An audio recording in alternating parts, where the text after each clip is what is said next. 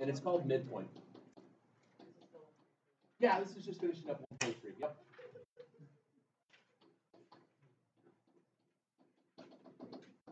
Continuing on 1.3. And if you recall yesterday, one of the things that we had talked about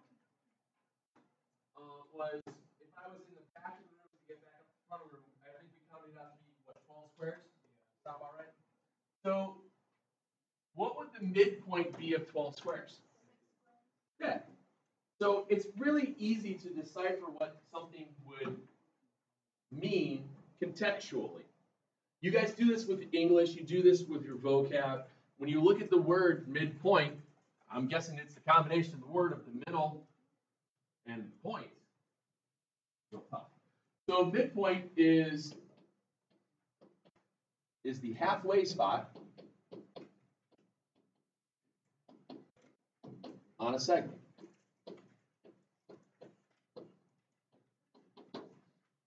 Now, when you have a segment,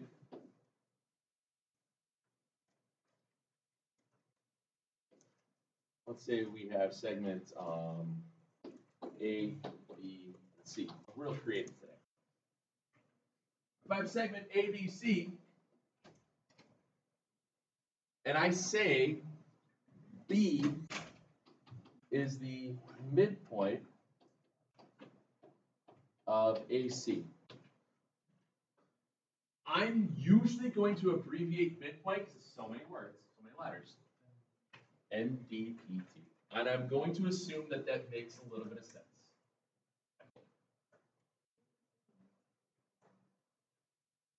You're right, I shouldn't assume, but I'm going to go out on a limb and think that you can figure that out. All right? So when I say we have a midpoint, that means that it's the halfway spot of that larger segment of AC. That means that shouldn't AB, the segment AB, equal the segment of BC? Okay. Which means I'm going to define one other piece. When you have segments that are equal in length, we don't just say that they're equal, like 6 equals 6, 12 equals 12, things like that. What we do is we're talking about the specific segment, we talk about it in terms of what's called congruency. You guys ever heard the word congruent before? Yeah. Congruent, let me just put this off to the side. Congruent, oops, is when you have equal value within a figure. And the reason why I'm saying within a figure is because we can have segments. I can have two segments that measure 8 inches. I can have two segments that measure a mile. They are equal in length, which means they are equal, which means they are congruent. I can have angles. I can have two angles that are 60 degrees. They have equal measurement, therefore they have equal value, which means they are congruent. So figures are congruent, numbers are equal. What we do then is to say if two things are congruent, we don't just say that they're equal, it has its own symbol. It's an equal symbol with a squiggly on top of it. A tilde, yeah. All right? So in diagrams, a lot of times, you're going to start to see these things called tick marks. Tick marks will refer to pieces within a diagram that are equal in value. So if I say that B is the midpoint of AC, I now know that AD and BC have to have the same value, which means, therefore, I can put a tick mark on both sides. That visual representation means those parts are congruent. Right? That means that they're congruent. Same thing that I did up here earlier in second hour. I was showing them that we're going to see stuff like this with triangles. This part of the triangle is the same length as this part of the triangle. Why? Because there's a tick mark. These two are the same. Why? Because they have the same amount of tick marks, and so on. We will also see that when we have, bless you, we'll also see that when we start having angles. When I have an angle, I'm going to put like an arc in it. This angle is congruent to that angle. This one is congruent to this one. And so on and so on. That's where these pieces of what we're going to call correspondence will come into play.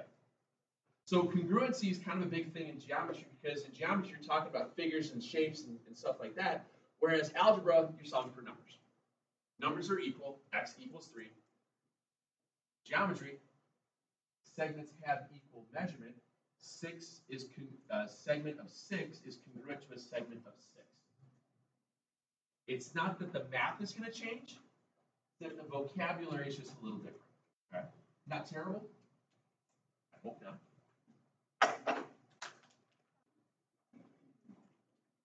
You guys remember Anne Freeland?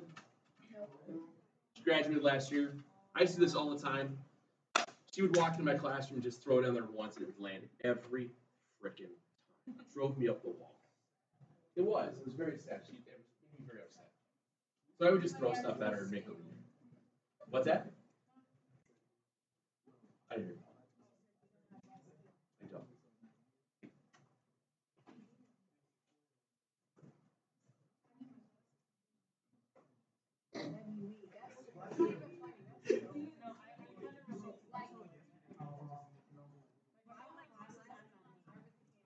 Anyway, so here's an example. Q is the midpoint of PR. Q is the midpoint of PR. Sorry. Yesterday, we had segments with algebra, but our segments, we were told numerical values somewhere along the way on our stuff. Today, we don't necessarily have to know specific lengths. With just this amount of information, knowing that I have a midpoint and I know what those segments are valued, even though they're algebraically, I will be able to, or we will be able to figure out what each of these segments will equal. Now remember, go back to the idea of what a midpoint does. Midpoint cuts a segment into two equal parts.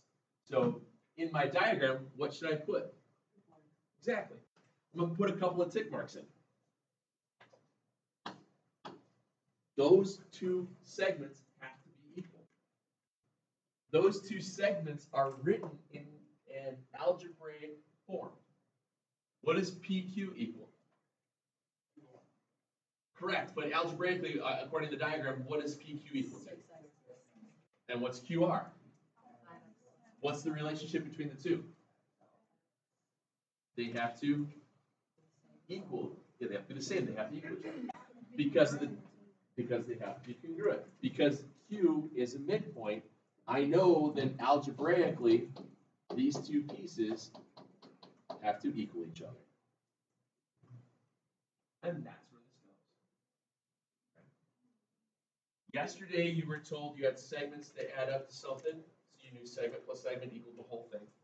Here, you've got midpoints, a little different. When you have a midpoint, you just know that the two segments themselves are equal to each other. That's where this vocabulary comes into play. This vocabulary allows you to be able to set up the algebra. So you've got variables on both sides of an equation. What are you going to do? Yeah, pick up the little guy. Bring that. You're right. Bring the 5x over.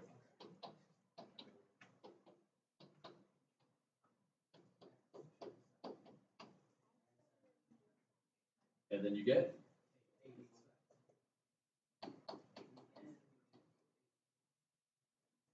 so now you have this value of x, which is 8, but does that answer my questions? No. And see how we've been doing this the past few days, where it's not just solve for x, geometry says solve for x and do something? Well, in this case, we have to substitute back in. Okay? So if I go and do that, what's 6 times 8?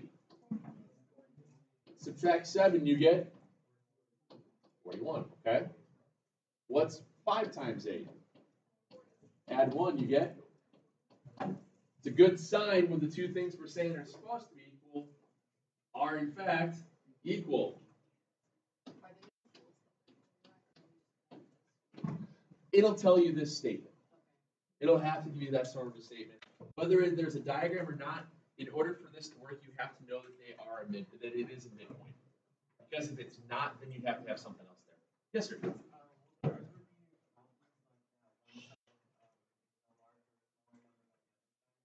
What do you mean? Oh, so if let's say it's a midpoint and you get 40 for one side and 17 for the other, that means you screwed up. That's a really good observation to know that you done goofed. That means you just go back and double check your math. A lot of times if that happens, when you were rewriting this back and forth, you might accidentally put 6x minus 1. That's a big common mistake when you see 7s in textbooks. People put 1s. Or you might put a minus instead of 1s. Yeah, but thank you for saying that. And guys, if you know by definition midpoint, you have to get 2 spots that are the same.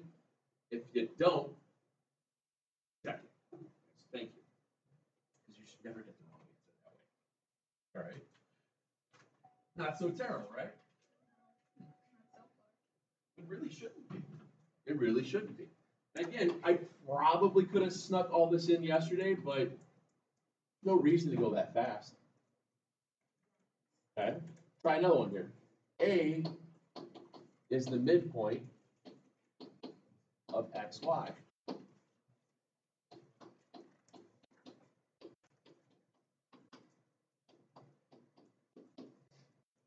Take a second and figure it out. And it goes down to the fact that I want to make sure you guys remember what to do when something weird could happen algebraically. So we're okay, that's a midpoint, which means you've got 2 segments that have to be the same. So I can just mark my diagram real quick. Congruent, congruent. Meaning 3x has to equal 5x minus 6. Now, for the most part, what we've been doing is we've been regularly picking on the little guy, which means we're just going to subtract the 3x from both sides because we keep it balanced.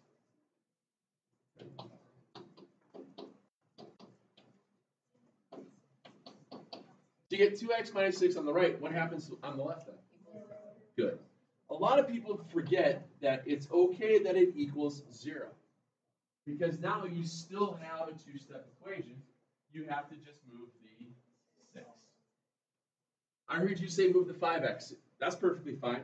The only thing you got to be careful is then it gets a negative 2x is a negative 6. When you rewrite sometimes with this secondary negative here, people will forget that it's negative. So just be careful to watch your signs. But yeah, you're not wrong. You're not wrong at all.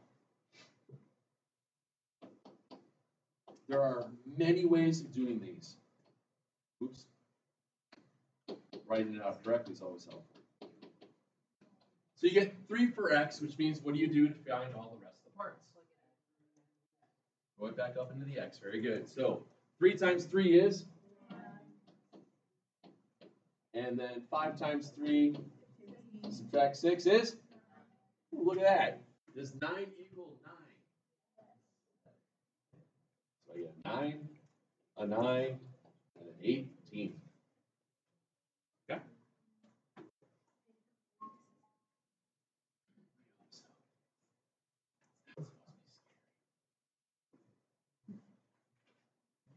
Where's 4? Good soccer player would have scored 4. Oh, wow.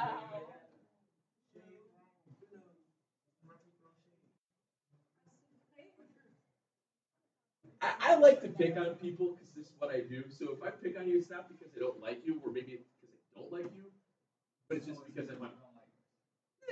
Sometimes.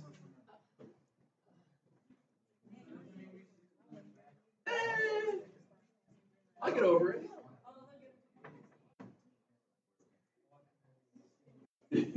I'm messing around. Anyway, one other quick things that that you'll see. Don't draw this up. Don't draw this up. I just want to show you guys what will happen. And this is kind of what we're going to get at more and more tomorrow. Is that from time to time you're going to be asked questions like, is segment JK congruent to segment LM? Well, what's really nice with a problem like this is that the segments are both horizontal and vertical. So anytime you've got a horizontal or vertical segment, treat it like you would a number line, just like you did last night. When you had to find the length of AB yesterday, you just counted. Oh, it's 2. Whew. So if I want to figure out how long JK is, we have to not find the midpoint, we just find out how long it is. We just have to do what? Count. All right, so this is how I learned how to count on a number line. You ready? What? 1 little, 2 little, 3 little spots, 4 little, 5 little, 6 little spots, 7.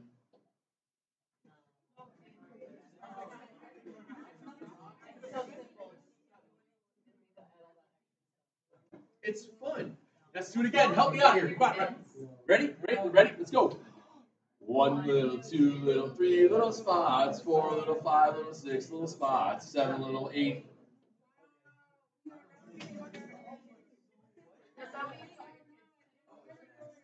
So hold on. This is tough now. All right, you ready? Don't drop things. Is 7 equal to 8? No.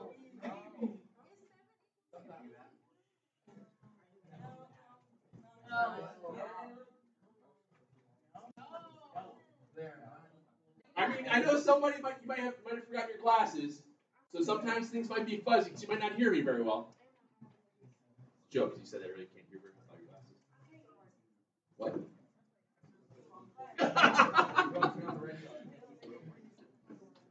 At least you didn't get caught in it like you did the other day, so I'm proud of you on that one.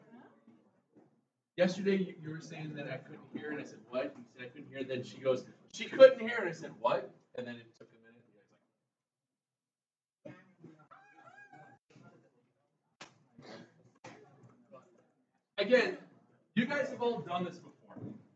But what's going to change tomorrow, I just want to show you real quick, is how are you going to figure out distances when they're not horizontal or vertical? You can't count diagonally, can you? That's the slope.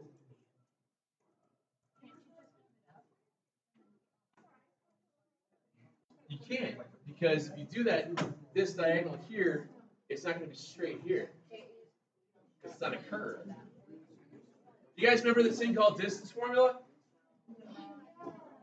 So that's slope. Now, you guys have done this before where you've done distance formula. But what we'll do tomorrow, guys, what we'll do tomorrow is that I'm going to show you guys that there's a shortcut for doing this. Okay? And yeah, we can use it kind of like slope. There's a little bit of a shortcut that we can do about how things change. Distance, your vertical change, your horizontal change. Because really, what does this create? A triangle. More specifically, what kind of a triangle is that? Right triangle. What's the theorem that always works for right triangles? Pythagorean theorem. A squared, b squared, c squared. So, do you guys remember which side is always the c value? The hypotenuse. Which one's the hypotenuse? The long one, the cross from the right angle. This guy here. So, a squared, b squared will equal c squared, won't it? Now, do you guys agree that this is a vertical change? What values change vertically? X values or Y values? Y. Is this a horizontal change? What changes horizontally? X. So you did all this last year.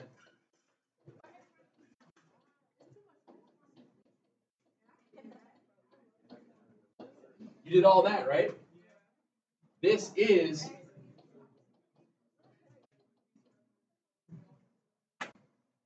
that's quadratic formula. Distance formula is Pythagorean theorem. And there are shortcuts to doing this, and I'll show you guys how to do that tomorrow. Also, what we'll look at is it's very simple to do midpoints if you know a segment length. If the segment is 20, what's the midpoint? 10. You just cut it in half, right? Well, again, if it's horizontal or vertical, that's not bad. But when it's like this, we can't find the midpoint because we don't know what it is. But let's see, this one's at what, -7, and this one's at -3. What's halfway between -7 and -3? -5. Okay? This is -2, and this is 7. What's halfway between -2 and 7?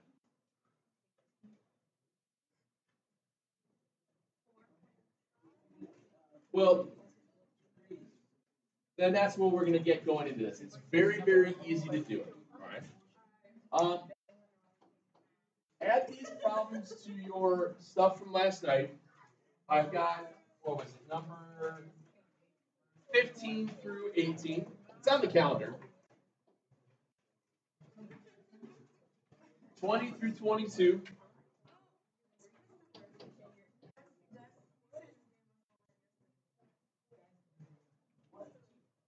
And then what's the last two? 39 and 40, please.